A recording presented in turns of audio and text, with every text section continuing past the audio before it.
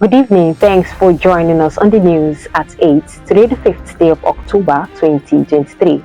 I'm Chin on my ultimate headlines. Supreme Court reserves judgment on Nnamdi Kanu's case December. Adopted Benue Commissioner regains freedom. INEC to transmit results of Bayelsa Guba poll manually. We'll take commercial wrap up the details and many more. Stay connected.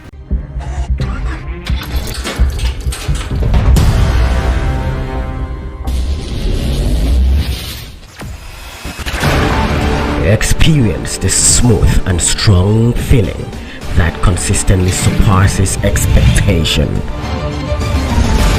Leading the way in high-performance lubricants, Master Supermoto Oil is as durable as titanium. Welcome back. Now the details. The embattled leader of the indigenous people of Biafra IPOB, Mazi Nnamdi Kanu, has urged the Supreme Court of Nigeria to uphold the ruling of the appeal court discharging and acquitting him of all terror-related charges, ABN TV reports.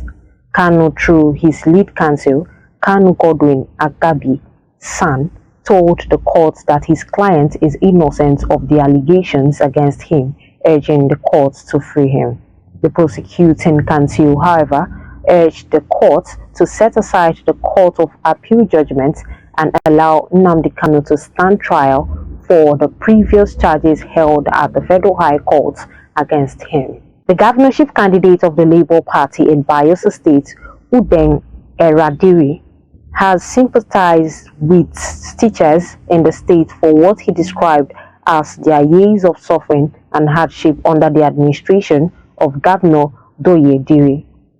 Eradiri, in a statement to mark the 2023 Teachers' Day, vowed that if elected on November 11th, he would wipe away the tears of all teachers in the state. The Labour Party candidate, who described teachers as the pillar and backbone of all the sectors in the state, said in line with his people, education, agriculture and power PEP agenda, teachers would occupy a special place in his government. The price of cement has refused to change in many markets across the country despite the reported reduction in price by some manufacturers. Wholesalers and retailers in some parts of Ibadan in Oyo State have continued to sell the BUA brand of cement at the rate of 5,300 naira. This is contrary to the earlier public announcement by the company that it reduced the price of the commodity. Benue Commissioner for Information, Culture and Tourism, Honorable Matthew Abo, who was adopted by gunmen in his hometown in Ukum local government area of Benue State, has regained his freedom. His release from captivity was confirmed in a statement by the Chief Press Secretary to the Governor, Sir Teso Kula. Mr. Abo has since reunited with his family in Sankera, Ukum local government where he was adopted. Governor Hyacinth Alia of Benue said no ransom or any monetary exchanges were involved in securing the release of his Commissioner for Information, Culture and Tourism, Mr. Matthew Abo. This was contained in a statement on Thursday signed by his Chief Press Secretary, Sir Teso Kula, and made available to News Agency of Nigeria, NAN, in Makurdi. The Independent National Electoral Commission, INEC, says it plans to transmit the results of the November 11 Bayelsa governorship election manually. The INEC Resident Electoral Commissioner in the state, Mr. Obo Efanga, stated this in Yenegua on Wednesday during an interactive session with religious leaders and faith-based organizations. Efanga said that INEC was ready to conduct a free, fair and credible election and only voters accredited by beavers would be allowed to vote. The Lagos State Police Command on Thursday, October 5th, announced that Owodunmi Ibrahim, popularly known as Prime Boy, has turned himself into the authorities. This report comes after he was declared wanted in connection with the death of musician Ilerioluwa Aloba, nicknamed Mohbad.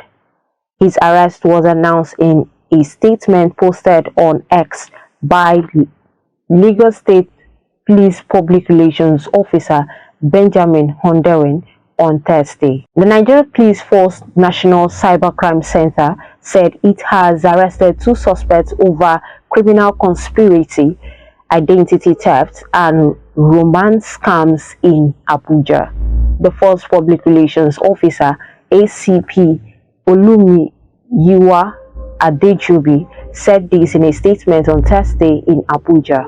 He said the arrest of the suspects was in furtherance of the marching order of the Acting Inspector General of Police, Mr. Kayode Agbetokun, to bequeath a safer cyberspace to Nigerians. The federal government says it has made significant inroads in its efforts to address the impediments in the processing and collection of international passports in Nigeria.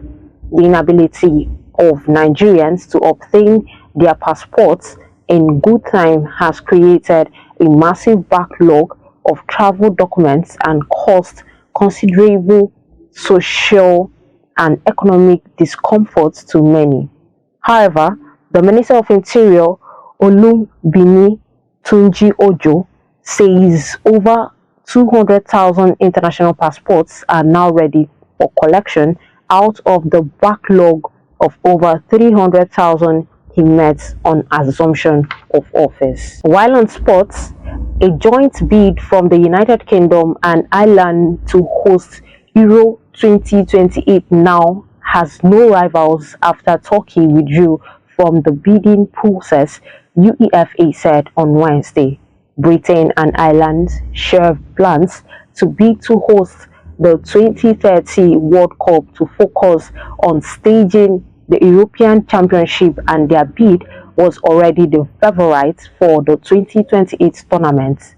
European football's governing body is due to announce the host of the 2028 and 2032 Euros at a meeting of its executive committee next Tuesday, October 10th. And that sports news brings us to the end of the news at 8. But before we recap from major headlines, Supreme Court reserves judgment on Nnamdi Kanu's case December. Adopted Benue Commissioner regains freedom. INEC to transmit results of Bayelsa Guba poll manually. For these and many more, log on to our website at www.abntv.com.ng.